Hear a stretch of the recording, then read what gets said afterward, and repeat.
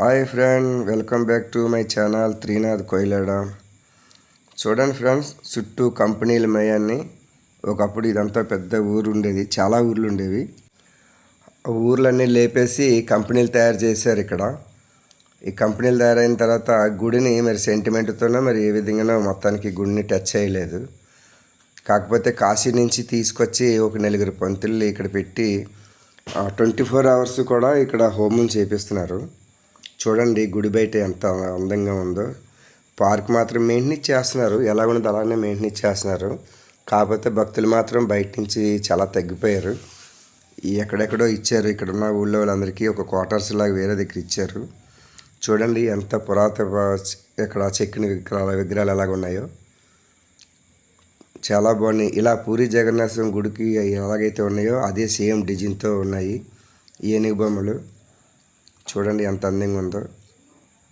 24 గంటలు హోమం చేస్తూ ఉంటారు ఇక్కడ. చూడండి ఆ జ్వాల ఆరుకుంటా వీళ్ళు హోమం చేస్తారట ఇక్కడ. అదే ప్రత్యేకత ఈ గుడికి. అందుకనేమో అంత పవర్ఫుల్ అమ్మవారనేమో ఒకవేళ వాళ్ళు ఈ గుడిని టచ్ చేయకుండా తీయకుండా ఎవరు టచ్ చేయకుండా అలా ఉంచారు దాన్ని. చూడండి లోపల విగ్రహాలు అయితే ఇంకా చాలా భయంకరంగా ఉన్నాయి. చూడండి వీళ్ళకి తెలుగు రాదు, ఈ పంతులకి 4 పంతులు ఉన్నారు ఇక్కడ.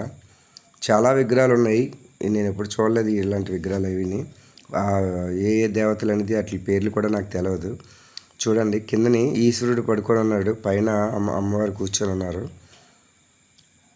చాలా పవర్ఫుల్ దేవతట, అందుకనే 24 hours హోమం చేస్తున్నారు. ధ్వజస్తంభం కూడా చూడండి ఎంత పెద్దది ఉందో. మొత్తం సిల్వర్ తాపం పెట్టి చాలా అందంగా తయారు చేశారు. చూడండి గుడి డిజైన్, లైట్లు కానీ సెట్టింగ్ కానీ అంతా చాలా అంటే చాలా మెయింటెనెన్స్ బాగానే చేస్తున్నారు.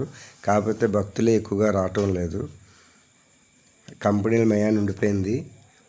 ఈ కంపెనీకి వెళ్ళాలన్నా కానీ చాలా దూరం ఉంది. ఈ కంపెనీ డీటెయిల్స్ పెట్టాలంటే అంత మంచిది కాదని చెప్పేసి పెట్టలేదు.